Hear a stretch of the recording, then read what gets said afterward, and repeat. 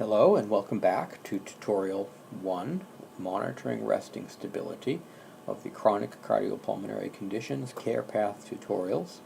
I'm Sean Collins, and I'm going to keep this moving forward because the last tutorial went a little longer than I expected. Remind you of where we are.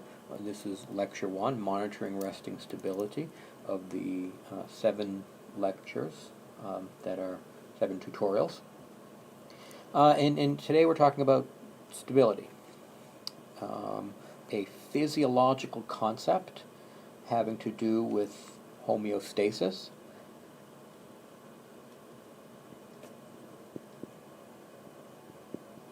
A good way to think about it is that we are assessing how long someone would be in a state of homeostasis if they were left alone. How long would they be okay? It's obviously the platform from which all activity occurs, and when we get to activity monitoring, I will talk about the relationship between homeostasis at rest and homeostasis during activity. In many ways, activity is a necessary condition for homeostasis at rest. But for today, we're going to focus on the resting scenario, and that means if someone is sort of just resting, are they getting enough oxygen, essentially? Or have they had enough of the nutrients that they need to sustain themselves for this period of time when they're resting?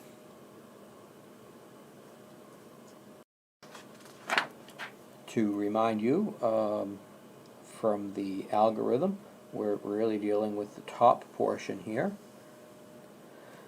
Is the patient stable at rest?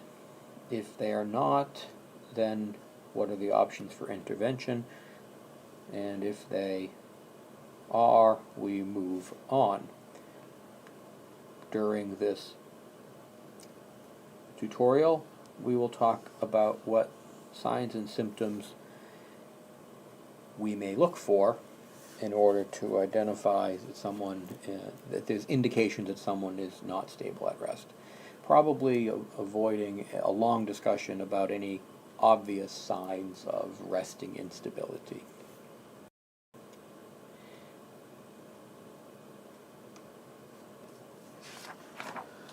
The general heuristic for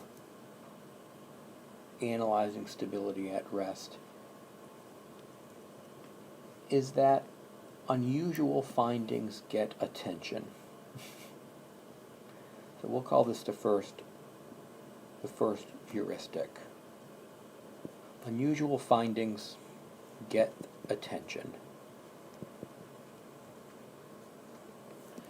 And findings can be unusual in two primary ways. They can be unusual because they are absolutely unusual, or they can be relatively unusual. An absolutely unusual finding would be a patient who has a heart rate of 20 beats per minute. In and of itself, that is unusual, and that raises awareness, and it gets attention, as it should, and it questions the stability of that patient. Another absolutely unusual finding is a resting oxygen saturation less than even 90% saturated. Now, you might say, of course, less than 90 is unusual, but it's common in a particular individual, and I would say that is true. That person has an altered state of homeostasis, but it is an absolutely unusual finding to have someone with a resting SpO2 of less than 90% at sea level. Relatively unusual findings means that day to day people have a resting heart rate or a resting systolic blood pressure. And over time, there's a mean, and then there's some variation. And that person might start to fall or trend toward a higher or lower value. It might not be absolutely strange, but relative to that person's normal baseline, it is unusual and starts to raise awareness. So that's the first heuristic, that unusual findings get attention. They can be absolutely unusual, or they can be relatively unusual. This first heuristic results in two different ways to identify instability. As you can imagine, we've got the instability that we could find at a first visit, which is when we're essentially only able to assess absolute instability. The first visit, you can only look for absolute deviations. You're looking for whether or not vital signs fall within some predetermined physiologically satisfactory levels. So heart rates between 60 and 90 beats per minute at rest. Blood pressure between 100 to 140 systolic and 50 to maybe 80 diastolic.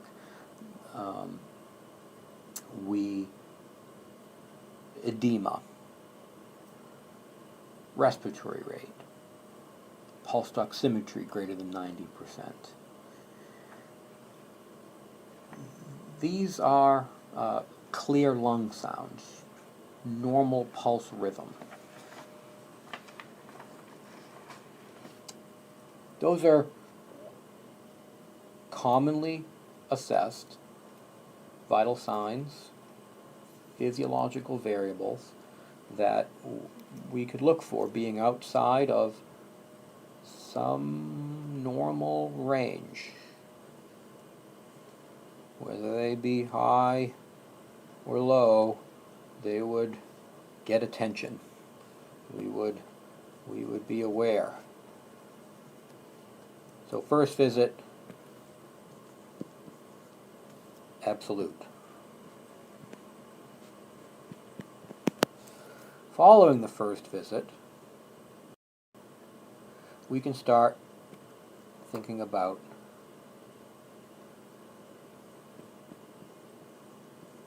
follow-up visits. We can start talking or thinking more about relative findings, whether something is relatively unusual. And this requires you to make a note of, pay attention to particular variables, dated each time you see them. It may be that you even combine efforts with other professionals that are visiting the home, and you're each measuring blood pressure every time you go. Whether or not there's a sign or a symptom that would warrant the measure of blood pressure, you measure it independently of those signs and symptoms so that you can keep a track, keep a record. So it might be purely the systolic and diastolic pressure each time you go, so that you are aware when trends start to happen. Or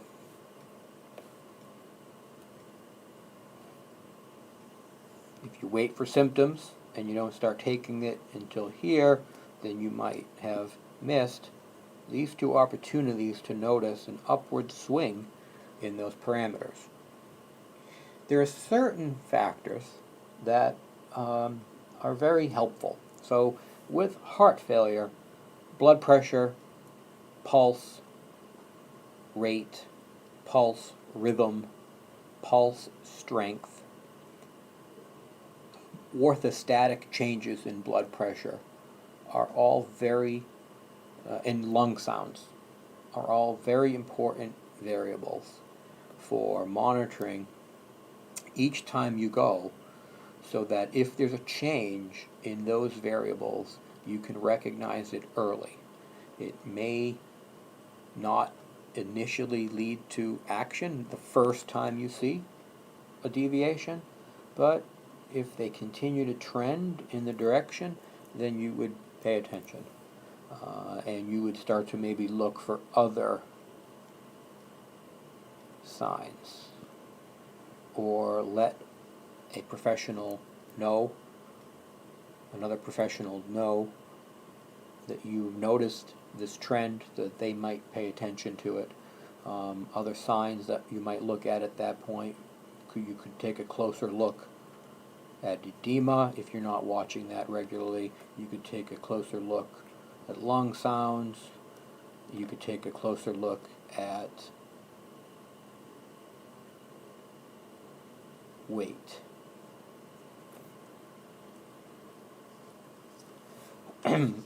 Heuristic is something I'm going to refer to periodically throughout the tutorials as inference to the best explanation. And it's the idea that multiple symptoms and signs that cohere. So coherent signs and symptoms provide a better explanation.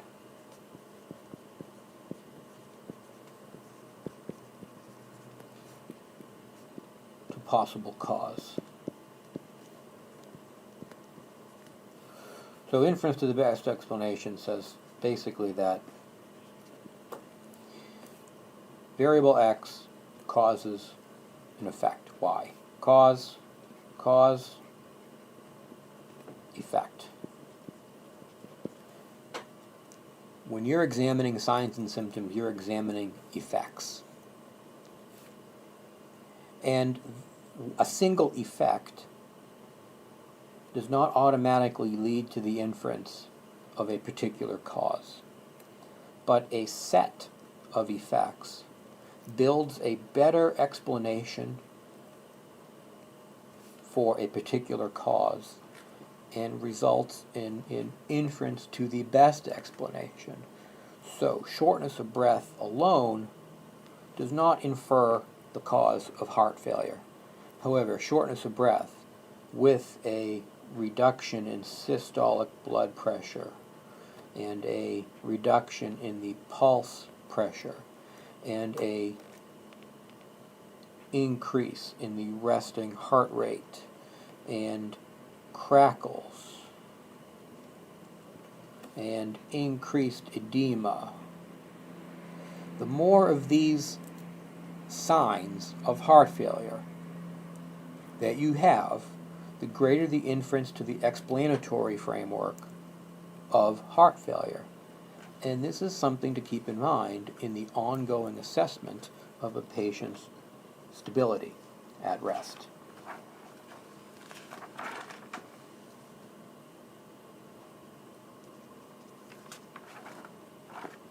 I think that's going to be all for now. Many of these concepts will be talked about further. One thing that I actually do want to make a comment about right now before we go is pulse pressure.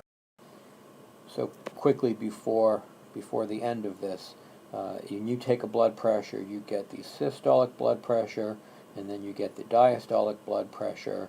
The pulse pressure is merely the systolic blood pressure minus the diastolic blood pressure.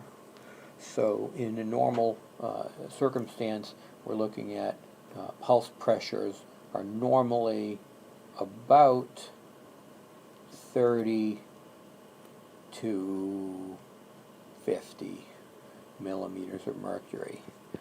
Pulse pressures represent the effective pressure differential for blood flow. And as the pulse pressure drops, we have less effective blood flow.